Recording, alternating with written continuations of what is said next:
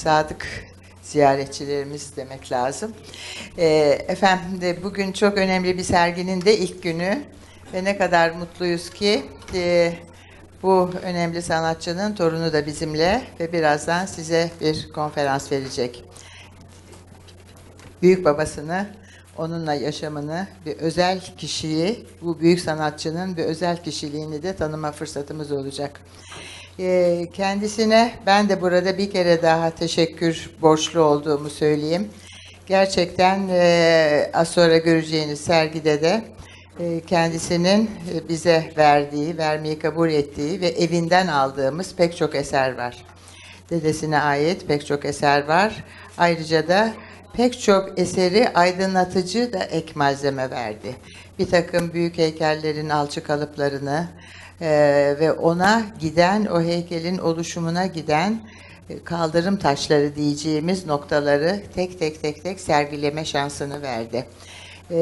İlk baştaki programımız bu büyük sanatçının olgunluk dönemini kapsıyordu. Gene öyle kapsıyor. Fakat eminim ki onun verdiği bu eserlerle sergimiz daha da bir çerçeve kazandı. Pek çok şeyi aydınlatma fırsatı oldu.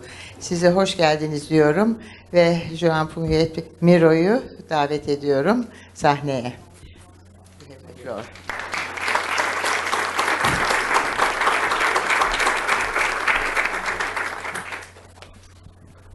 Good morning, everybody. It's a great honor to be in Istanbul. Thank you so much for your lovely words. I'm going to speak about my grandfather's spirit into matter. There you have a young artist called Joan Miró in Barcelona. And at that time, he was already learning to paint, getting himself away from the academic teaching of the vanishing point and perspective, and trying to be able to read poetry and to listen to music, to let his spirit go free. But at the same time, he had a fight with his father. His father said, "You gotta be working as an accountant." And he had a terrible nervous breakdown, and he wrote him a letter saying, "Father, dear Mr. Father, I am not an accountant, I am a painter. And I will pursue my career forever." And then the First World War arrived to Europe, and my grandfather was able to be influenced by Van Gogh, Matisse, Cézanne, all the Fauvists, but especially by the great influence of Dadaism, because Picabia arrived to Barcelona, and that was a tabula rasa that really shook the ground. And all the teachings were really removed and put a huge question mark on them. But then in 1920, he went to Paris for the very first time. He was 27 years old, and then he discovered a radically, totally new world of creation. And he came back to Spain, he went back to Paris later on, and in 1924, he began to read poetry next to the studio of André Masson and Dostoevsky, Baudelaire, Rimbaud, Lautréamont, Michel Léris, all the great Spanish mystic, San Juan de la Cruz, Teresa de Ávila, and the chemistry of the spirit, plus the world of dreams and imagination, were making of him a groundbreaking pioneer that began a huge revolution with these paintings. But it was not a piece of cake, because he was starving. Miró was with no money in the pockets. And one day, Sunday morning, he went to his little chambre de bonne in the floor number 6, going up the stairs, all the way up, so tired. But there was a huge beef being cooked by the concierge with artichokes, carrots, onions, tomatoes, and tout petit peu de Bordeaux. And all the stairways smelled so good. So my grandfather went down, knocked at the door. Excuse me, I'm so hungry. Could you please change a plate of beef for a drawing of mine? And the concierge said, yeah, why not? So he gave him the drawing and he ate the dish. But the day after, the lady broke the drawing. So it's good to know that when you risk all your life to create a new language that is already being defined as surrealism, coming from the world of dreams, fantasy, emotions and sensations, with this amazing painting that now is at the Museum of Modern Art in New York City. You have The Birth of the World. It's a painting that was influencing Jackson Pollock and the drippings. If you pay attention, all these are very gestual, very free movements everywhere. And here you have the sexual intercourse of one icon impregnating the female sex and the sperm going up the sky with a plane flying and the clouds in the sky. That was 1925. And 3 years later, he was able to do the Spanish dancer. This is the skirt of the dancer when she was performing flamenco. Then the female sexual attribute, the neck, and this very aggressive piece of paper cut out with another collage on the left and one stain. That was the most radical perception of iconoclastic and anti-academic rendering of a woman. And he was already being considered as the most surrealist of all of them. Then photography came into the picture. Why are you going to paint if with a photo you can just render all the landscape without any problem? And he said, I'm going to put you in trouble. I'm going to risk you and I'm going to dare you to see if you can photo my mind, if you can photo my dreams, if you can photo my nightmares, if you can photo my fantasies. So he was like a Tibetan ascet, being able to find the beauty of the emptiness. And this painting that is now at the Metropolitan Museum Modern Art is called Photo, This is the Color of My Dreams. Please, go back to 1925. I beg you to understand that we are in 1925. And do this and see what happens to you. And one of the most economic, minimalistic portrait of a dancer is this huge work that is the needle of a hat, a feather, and a cork that belonged to André Breton. The stylistic rendering of a very minimalist woman, just being able to evocate the movement and the jump and the performance of the dancer without even thinking about making a figurative definition of the human being, but just portraying the image that came from his subconsciousness. That was Miró's great threat.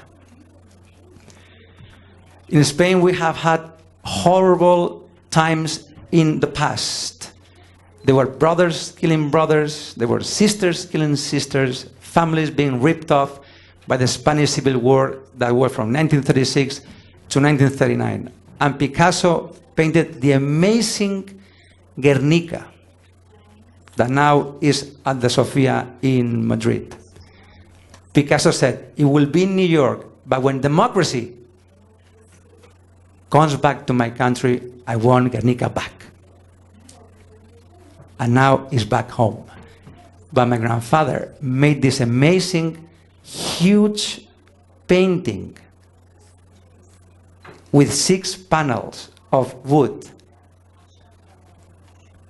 And you can see my grandfather over here on the ladder. And that will give you one scale of the proportion of the huge painting. But Picasso was very clever with Malagueño, that he rolled up the Guernica like this, and he was sent to London, to America, to get money for the Spanish refugee children. And my grandfather was not clever enough, and he was sent to Spain, that was in the middle of the battlefield, and the painting was lost. That's a tragedy for me, because I love so much my grandfather. I love so much his art. And I would love to have this painting next to Picasso's Guernica. But this, unfortunately, will never happen because it was totally destroyed in the Spanish Civil War. That was a big loss for us. And here you have my mother, my grandmother, my grandfather, and the American sculptor Sandy Calder in 1938 in the north of France. We, the Miró family, are very small. When my grandfather used to go to see Picasso in France with my grandmother, Picasso said, "But Joan, you are always coming with the same wife." And my grandfather only had one daughter. That was my mother. She married twice, and we were 4 brothers. But my older brothers passed away. So now we are only 2 left, me and my younger brother. That's a big tragedy as well for us, because I miss my family a lot anyway.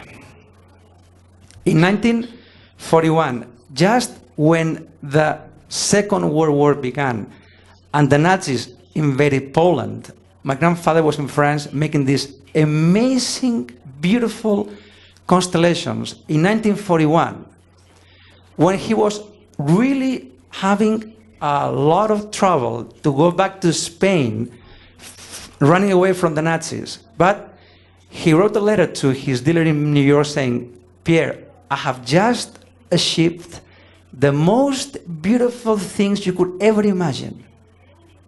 I believe this is the most important thing I have ever done in my life. And this is called the beautiful bird revealing the unknown." So you will say, what is the bird? The bird is here.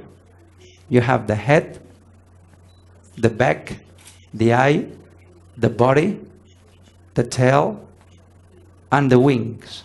He's flying away up to the sky. And here you have one woman, the body, one eye, 2 eyes, the nose, vagina, here another woman with a head, with the eye, and the 2 arms being raised up as in a sign of tragedy, of assassination, of fear. Because at that time, my grandfather, my grandmother were taking the train down to Spain, and my grandfather was wearing here a little folder with 20 constellations, while my mother was only 10 years old, and they were going to the border.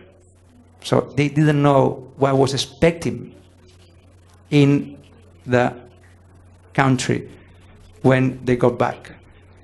And then in 1942, he made the maturity of the constellations, also with a great rendering of a lady and figures, birds, and stars. Many people know that when these constellations were exhibited in the Pierre Matisse Gallery in 1945 in New York City, you know who saw them? Give me a guess. One of the most important abstract expressionist American artists. Mark Rothko. So if you are able to detach the foreground from the background, you take out the lines, you have a color field by Rothko. So you see how strong was Miró's influence in America. And in 1947, welcome to USA, there we go. Finally, he made it to America. When he arrived, he was greeted by color, and this is Miró, Pilar, my mother when she was 17, and the great French artist called Louise Bourgeois welcomed all my family in her house in America.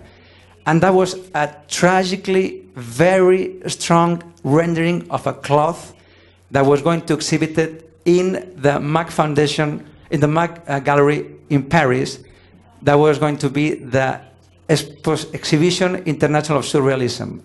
But you have hands here. He was putting his hands like this. And here he was making very gestual drippings with all his figures and signs and letters that belong to his very personal vocabulary. After a while, he decided to leave Barcelona, where he settled down, and in 1956, he went to Mallorca. His mother was from Mallorca, his wife was from Mallorca, and he built a house where he lived and he died.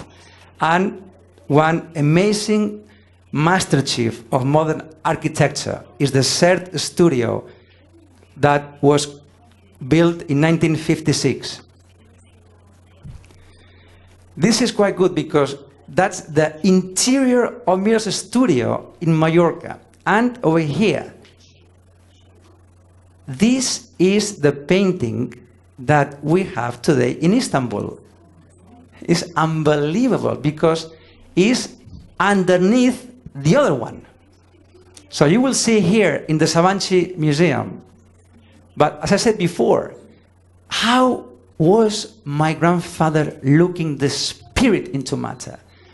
By stepping on matter, by killing beauty and trying to create from distraction, by killing poetry and making anti-poetry, by trying to do not go all the time with the beautiful canvases stretched in a stretcher, but just letting the canvases go on the floor and paint with a brush and with a broom on them in a very gestual and violent matter.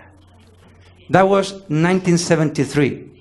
He was preparing a major retrospective in Paris. His art was extremely expensive in Sotheby's and in Christie's in America, in auction. And he said, they are doing this, so I will do a much radical and much more aggressive technique, which is using a broom to paint on the canvases, using a broom with black paint over here, and that's a very similar work that one we have here in Istanbul. I also want to have this photo because I love the Turkish flag.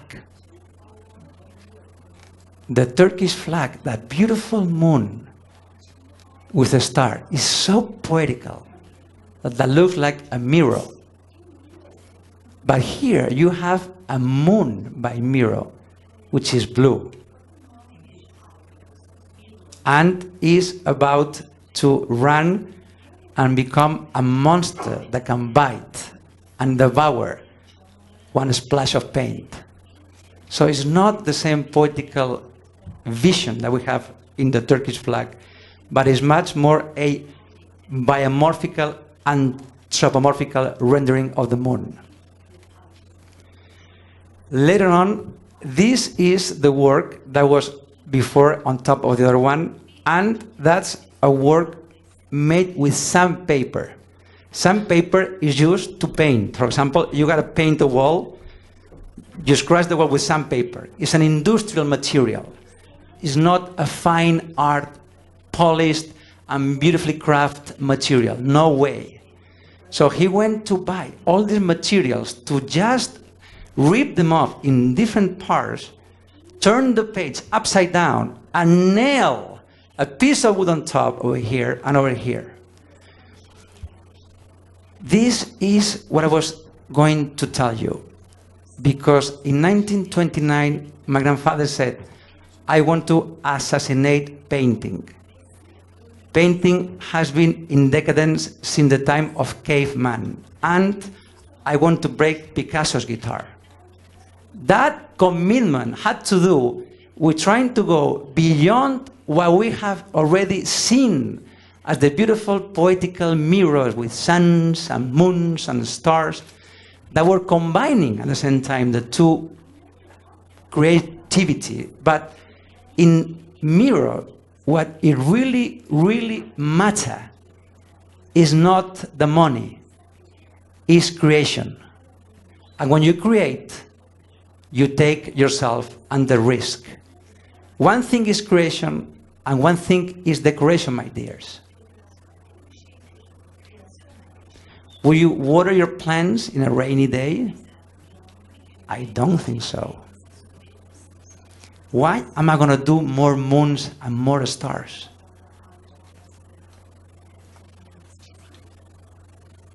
There was a big mirror that had a very anger and frustrating inside that was boiling, because at that time in Spain we had already a difficult moment, because it was 1973, and in 1976 there was a very tragical happening, because Franco was about to die and he did the garrote vil to Salvador Puig Antich. Franco passed away in 1975 and the future was uncertain, so Miró felt uncertain. Miró felt fear, and that was already rendered in his paintings. This is my grandfather in the studio in Palma de Mallorca, and that's a little sketch for one sculpture called Personnage and Oiseau. This is the drawing, and this is the sketch of this piece of iron, which is right here. And that's the other piece of iron that is right here.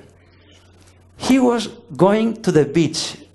He was going to the mountains to pick bits and pieces of different materials, to put them in circles on the ground. And he said, if I found something, I feel an electric shock that comes to me, I put them on the floor and they talk to each other. And when there is a bridge of energy being created between the two elements, zack, there is the sculpture being created. This is the continuity to show you how keen he was in going to the foundries himself to work with the artisans and put the piece of disregarded iron on a piece of clay with more clay to hold it straight, the figure, the eyes, and then the bird right here. And that's the final bronze. You can see this is already made in bronze with the eye, the other eye, the nose, the mouth, and the bird on top of the head. We have seen Brancusi's purism, Calder, art in movement, Picasso's heroism, Henry Moore, biomorphic shapes, but Miró had to do with Marcel Duchamp, with the philosophy of putting together disregarded recycled material that for him had a second chance, as Lautréamont said, and also the romantic German writer Goethe. When you see life in a dead body, you are a poet. Miró saw life in these objects because he was a visual poet. And he gave a second life to these elements, creating this amazing sculpture. This is quite interesting because also he made a sketch in 1964 for this sculpture. This is an ironing board. You know when you put your jacket you iron in the board like this. This is a turtle shell. The turtle, the animal. This is a shelf used in the Catalan farms to put the water pot.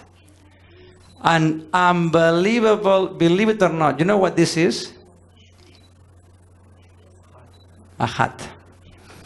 But for whom? No. No, for a donkey. The animal. When you till the field with your donkey, the hat, the sun in Spain is so hot that the animals can faint. So it has two holes to put the ears out. And you see, these are the holes for the ears. And that's one stone. So later on, he made the whole thing in bronze. And Giacometti came to the picture. Joan, how are you? Giacometti, good to see you. What's going on? Listen, why don't you paint your sculptures? Oh yes, good idea. So he began to paint his bronzes in yellow, in red, in blue, and then he put the eye on black. That was a tragedy for the French. That was a tragedy for the Italian maestros in the bronze foundries. Imagine Miró, at the age of 75, very well dressed, very elegant, arriving, hello, how are you, good morning, come on, let's begin. A big box like this. So when they opened the box, he began to pull out the donkey hat, the turtle shell, the ironing board, and he was saying, put it, stop. Here, higher, stop. On the right, stop. And then, Saba, Cesar. That meant I was ready to be casted. But in that foundry, I have been in Miró foundries. I have spoken with the artisans. And they told me that when my grandfather used to go there, you have in Paris great bronzes by Honoré de Balzac, Charles de Gaulle, Montesquieu. And suddenly Miró began to pull out these things. Not only that, but he dared to cast them in bronze, the most noble of all elements. But it was not finished that he dared to paint them in colors. That was a huge revolution. People couldn't believe it. But later on, who arrived into the picture? Miró's art dealer, the one that paid the check. Joan, how are you? Good. Look. Oh, good. But tell me, when are we going to sell this? Oh, wait. You have to wait 35 years. But I'll be dead by then. That was my grandfather. A very revolutionary artist that pushed everybody to the limits, knowing the consequences and knowing the awe of all the spectators. I was with my grandfather once a week. But in 1978, this is me. I was 10 years old. My grandfather, my grandmother, my brother Theo in Mallorca. When I walked into the studio, then I understood that my grandpa was someone else. Was the magician of freedom, the poet of color, the lyric creator of musicality. Because when you are 10 years old and you walk in that huge field of massive hundreds and tons of paintings with yellows, reds, blues everywhere, you go completely out of your mind. And I saw him there sitting on the rocking chair like a bad boy that was 85 years old. Joan, ça va. And I walked into the shelf. I looked, and there was a toy of mine that had disappeared a week ago. Because he picked up my toy to use it in one sculpture.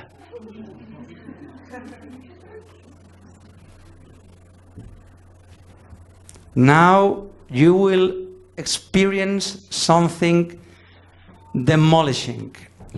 In 1975, my older brothers were watching TV, and this happened at home with my grandfather sitting right next to my brothers.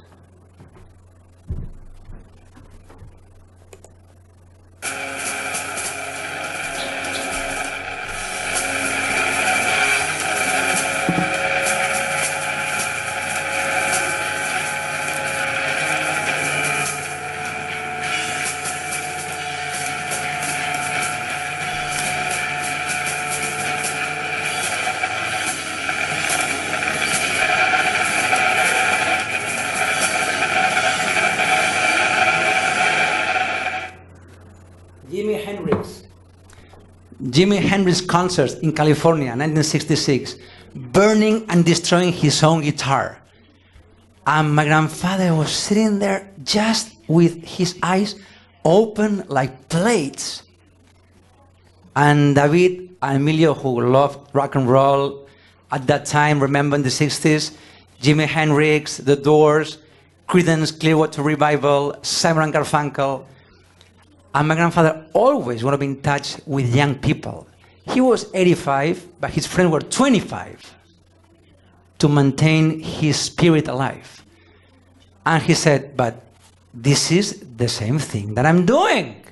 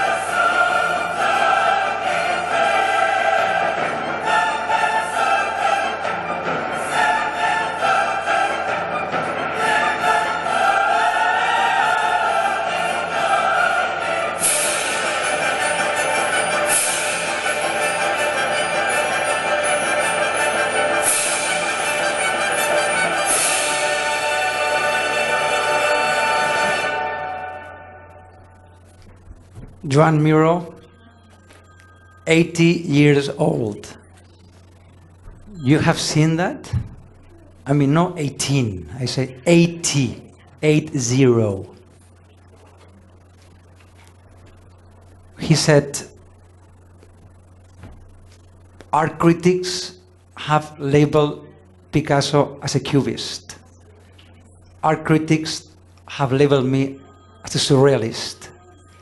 But I want to show the world that I am alive. And I want to show the world in Paris in 1974 with the major retrospective with 175 works that from destruction follows creation. And when he opened that exhibition at the Grand Palais in Paris, all those burning canvases, those 5 burnt canvases that you have seen here being burned and stabbed and destroyed, was the first thing that the French visitors saw. Look. 1, 2, 3, 4, 5 in the corners. And he put one against the wall, but the other one hanging from the roof. He said, I want to let the world know that I am alive. I am a creator that risks his life, that risks his reputation in the sake of creation. I am 80, yes, but I am not dead. I am 80, yes, I live in Mallorca, but I don't paint beautiful moons to make money and retire as a grandfather. I want to shake the art world ground because I am an artist who has been a creator, who is a creator, and I will die being a creator, regardless of everybody's opinions and regardless of everybody's creations. And an artist was, at the same time, very generous because he made 2 beautiful foundations. One in 1975 in Barcelona, that here we have the honor to have the president and Jaume Freixa and the director Maria Malet, and also the director of the Fundación Palma de Mallorca, Elvira Cámara, that with the amazing team of the Savanchi, we have made this possible. This is not a joke. This exhibition is a hell of a work. 3 years of hard work of all of us to bring to Istanbul the very best of Miró's creation. So please don't take my grandfather's person for granted. Please don't take Miró's creations for granted, because he was an artist with capital A. And Picasso, my friend from Malaga and the Spanish ambassador, Dali and Miró were able to create one of the most important keystones to understand the art in the 20th century. So please, now let me present the most important book ever written on my grandfather, Jacques Dupin, to the Savanchi Museum as a gift that I want to offer to my colleague and my friend Nassar, with a lovely dedication that says, for the Sakib Savanchi Museum, with all my admiration and gratitude for the wonderful Miró exhibition that we all have achieved here in Istanbul. Thank you very much.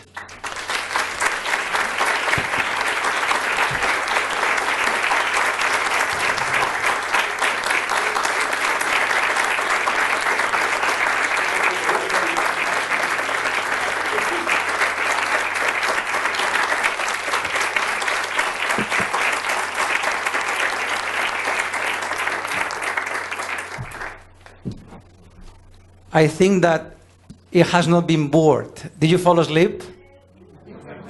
Okay, I'm happy because I hate people that read for an hour a boring pile of 10 papers that you had to bring the pillow to the conference. If you have any questions, I'll be more than happy to answer any of you.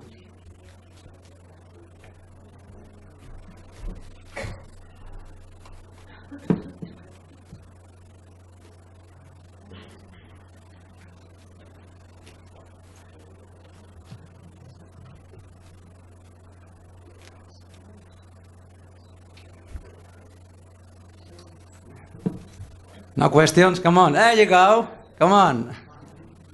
Thank you for the speech, first of all. I was actually wondering if you have an idea what inspired Miró's constellations.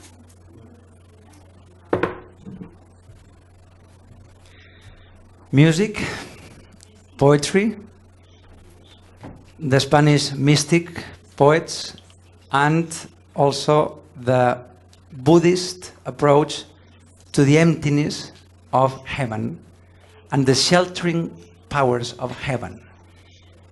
In 1941, when the constellations were finished, we were going through the most terrible nightmare in Europe. Concentration camps, war everywhere. It was a disaster, killing.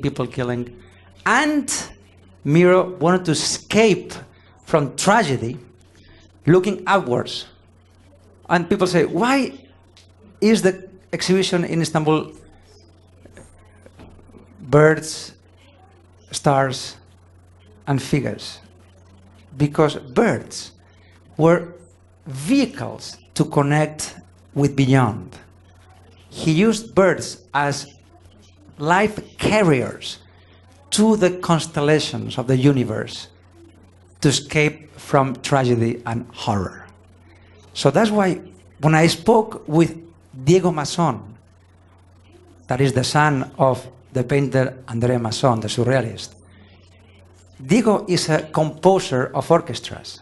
And I said, you know, when I look at your grandfather's constellations, I hear music.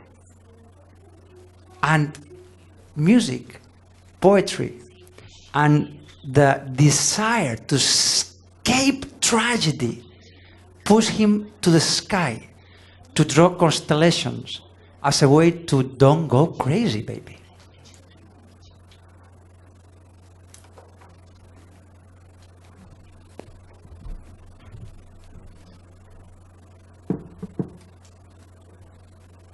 Hi. I have a question about music. I noticed when you were when you showed us the burning of the canvases, you played Carmina Burana. Was he very fond of that music? And what kind of music did he listen to music while he created, or was he all with his own mind? And I have a second question if there are no more questions. Let me kiss your hand, first of all.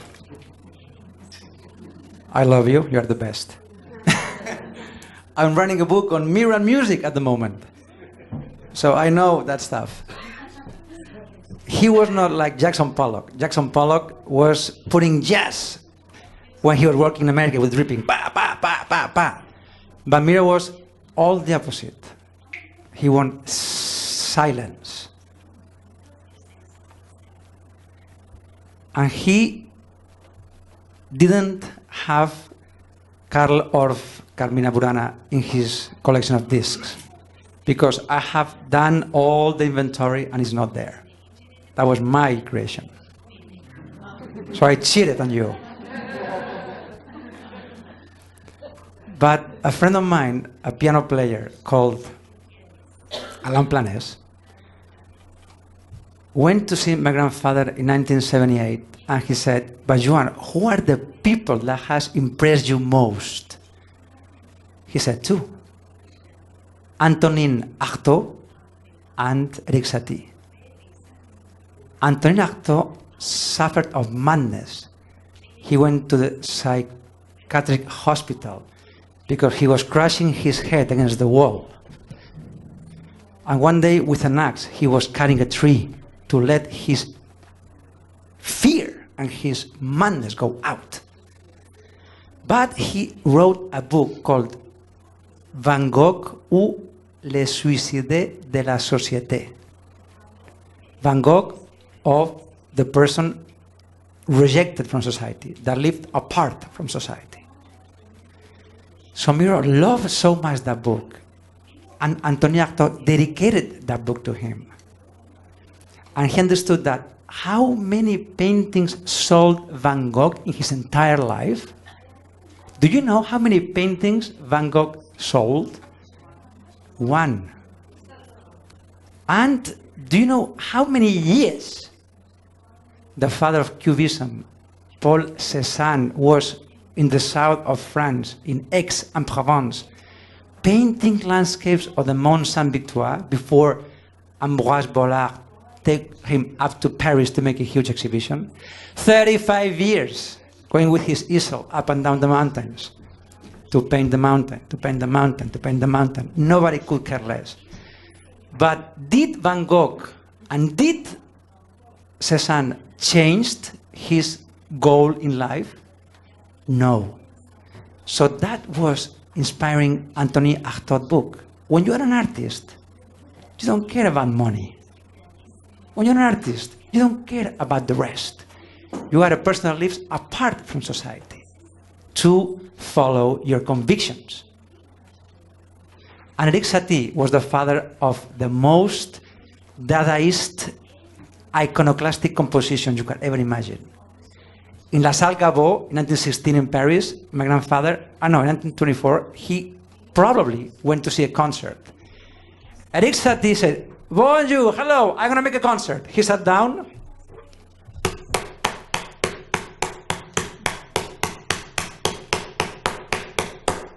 He played 15 minutes the same note in the piano. My grandfather was just, oh my God, what is going on here? So that's really a groundbreaking pioneer. You know? Okay, anything else? I have one more question if other people don't have any other question. I can hear you. I have one more question. Okay. I believe, if memory serves, this was many years ago, I was at Barcelona Museum, and the writings about Miró's paintings were explaining in his later days that he was sort of depressed, and he had been a very sensual man all his life. Very what? A sensual man. What? Sensual. Sensual man all his life, and he was sort of coming down in age and in body, so he was very saddened.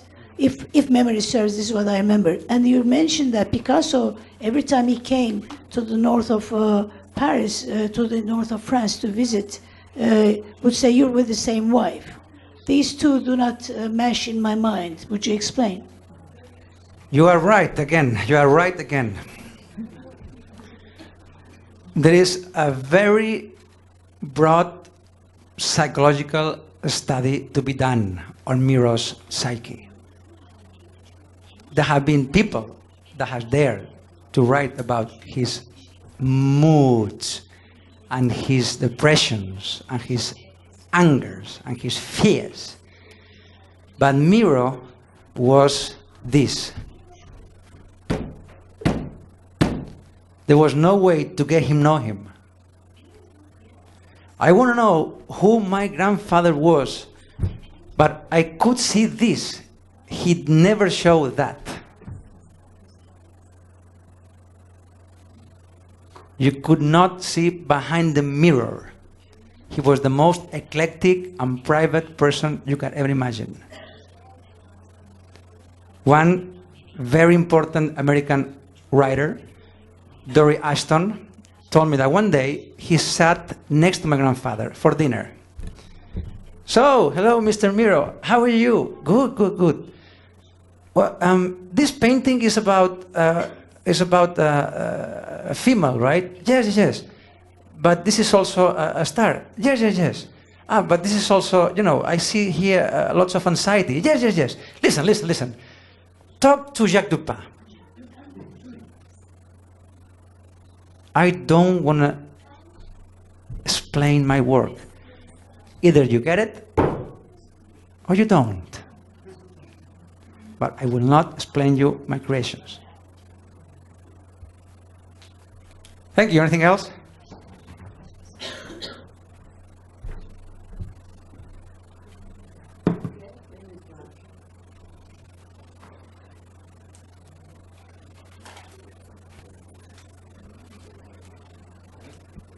Hi, thank you for the speech. Hello. Speak loud, please. Okay, do you hear now? Yes. Do you know exactly when Miró was introduced to Pollock's work and when Pollock was introduced to Miró's work? And what kind of a relationship they had between, like, influencing by each other's work? Introduced to? Pollock. Jackson Pollock, Yeah, Jackson yes. Pollock. Well, that was in 1947 at the print studio of an Englishman that lived in New York. His name was Stanley William Hayter. And Pollock was printing there, and my grandfather was printing there. But there was a problem with the languages, my friend. Pollock spoke English, and my grandfather French, and Spanish, and Catalan. So they couldn't speak to each other. This is like Duke Ellington. Couldn't speak when they couldn't understand each other. When did they see each other's work, artwork? In 1952, there was an amazing exhibition in Paris in 1952 of Jackson Pollock art. And my grandfather admired his drippings and his very aggressive creations. And Jackson Pollock saw my grandfather's art in 1945 at the Pierre Matisse Gallery in New York City when he exposed the 23 constellations in America. So can we say that Miró was influenced by Pollock's drips when he did the drip paintings? Yes, absolutely yes. It was a closed circle. First, Miró went to America and influenced Pollock and Rothko, and then Rothko and Pollock went to Europe and influenced my grandfather. Okay, thank you. Welcome.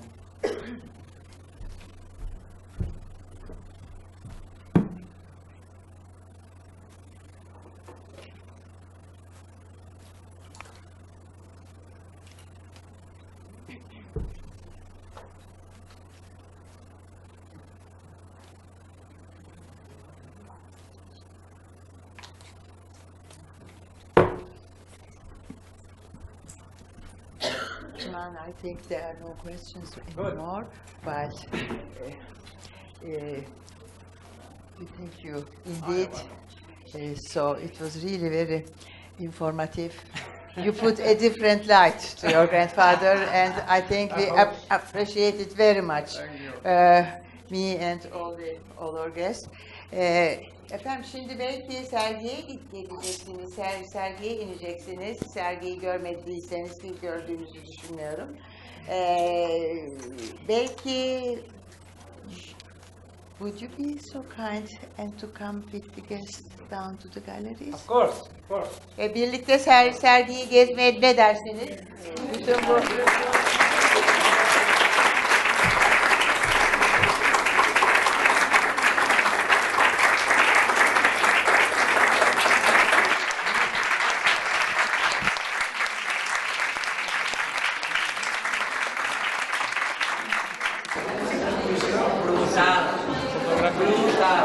Té una potència descomunal.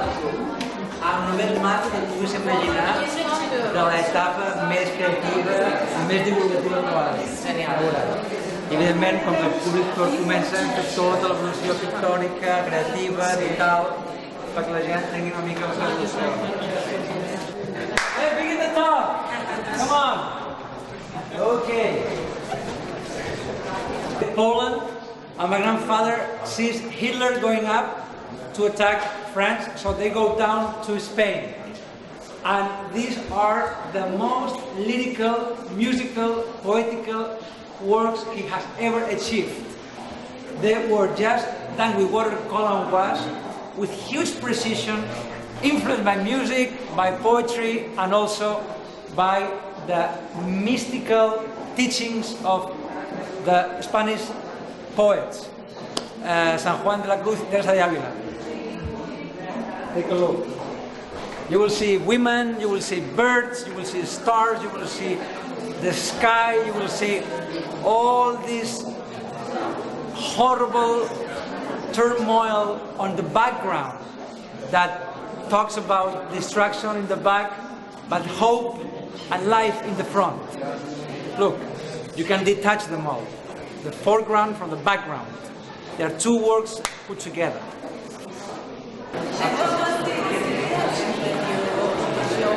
Oh, he couldn't believe it. No. You were very free. You were very free. Well, we have seen before in the talk a photo of Miró's studio in 1973. And that is the painting that was below the other painting on the floor. So this was painting on the floor, You see? And then this is a world premiere. We, the family, have brought to Istanbul for the very first time after my grandfather's death in 1983 from our family collection this work. Just for Istanbul. We love Istanbul. It's a very powerful work to decipher and to describe the spirit into matter. Look at the piece of wood that was recycled and then used to paint upon a ghost, a psychedelic, crazy, hypnotic yellow eyes coming from the background of his subconsciousness. Breton said, Miró is a painter that can reach nightmares, that can reach dreams, catch them like this, take them down to earth, and put them on painting. That was Breton saying. And here, what happened? What happened? It's okay? Nothing broke? Okay. Only 3 pence. My heart is going crazy now. You almost give me a heart stroke. And that's also a very similar painting that we saw in the studio, because can you see the assassination of painting? Can you see the red dripping on the painting?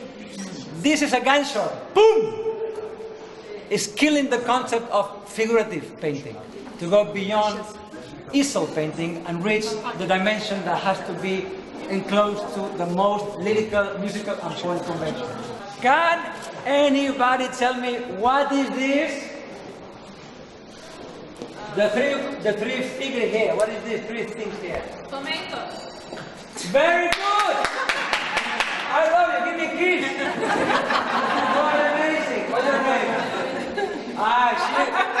She heard me yesterday. That's not good. And the food. He was able to go to the fields in Catalonia and pick up one deformed potato, one deformed tomato.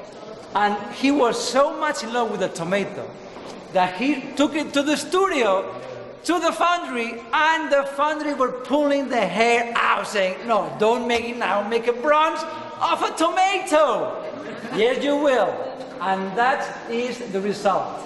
This exhibition is very good because we have here paintings, we have here drawings, we have here sculptures, we have here tapestries, and we have also brought ceramics. That blue ceramic belongs to my daughter. Don't break it, please, don't break it. And you can see a photo of my grandfather in 1945 painting on the ceramics in Barcelona. Do you remember the photo when I was 10 years old in my grandpa's studio? So that day, he gave me a painting, the one with the blue moon. And the one with the red sun belongs to my brother Theo. My house is empty because of you. This is in my dining room. Now I have a big hole in my dining room. These are a personal gift to me. It's not one painting that inherited, so they're extremely close to me. But if you pay attention to this tapestry, you remember 9/11/2001? Do you remember Bin Laden? Do you remember Al-Qaeda? Do you remember the attack to Manhattan? That tower number 1 fell off and tower number 2 fell off. A huge tapestry like this was in tower number 1. But it was big as this whole wall, from here all the way there to the end. It was huge. It was fantastic because it had three-dimensionality. Look, look, look. And in tower number 2 there was a huge Caldermobile that also was destroyed. But paintings are like birds. Tapestries are like birds. They have to fly away from me. They have to fly away from the nest. Because people have to enjoy Miró, although they may be destroyed. But hey, I'm gonna die too. And you are all gonna die one day.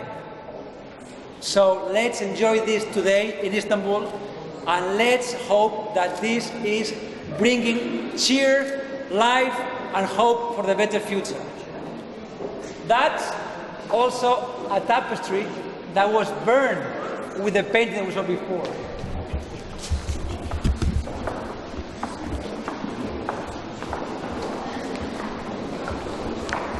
You see the fire?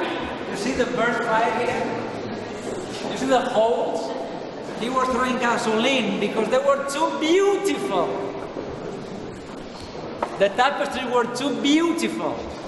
So there is beauty coming from death. There is creation coming from destruction. There are ashes coming from flames. So when he burned the tapestries, he created a new composition with collage and bits of color, like Matisse did in the south of France. Also, we have brought different elements to let you all know the process of creation of every assemblage cast in bronze. And now let's go to see E.T. Do you remember Steven Spielberg? We saw a tomato. We saw one foot. But here, on that side, you will see an almond nut. We have hazelnut, we have pecan pie, we have pistachios, we have an almond. So this is a 2 meters almond. And here, for the very first time in history, we have brought the whole process of creation of this personage, this figure. You will see later the almond nut and the stone. He went to the field and he picked up an almond nut. Later on, the day after, he went to the beach. He picked up a stone at the beach. They were so small, but they got together so well that he fell in love with the poetry of very obsolete, natural, and disregarded natural objects. So little by little, he began to do the process of creation of the foundry in Italy, in the north, called Bombicini Foundry, in Verona. Verona is known by the love story of Romeo and Julieta. So we have here an amazing almond that has been turned in a personage with an erected penis.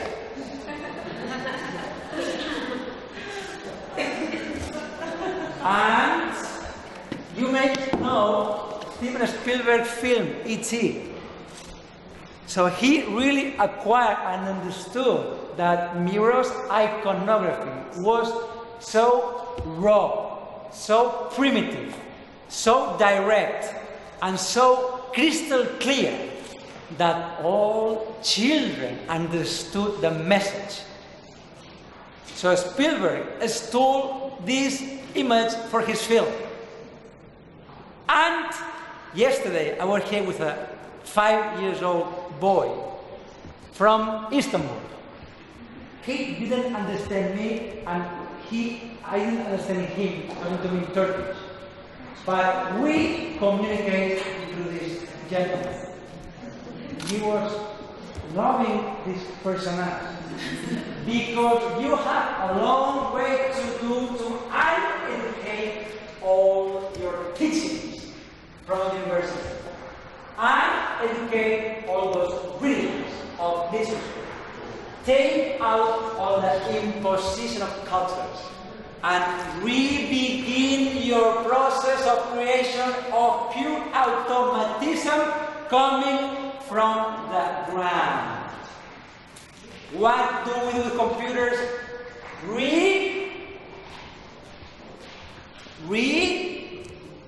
Reset.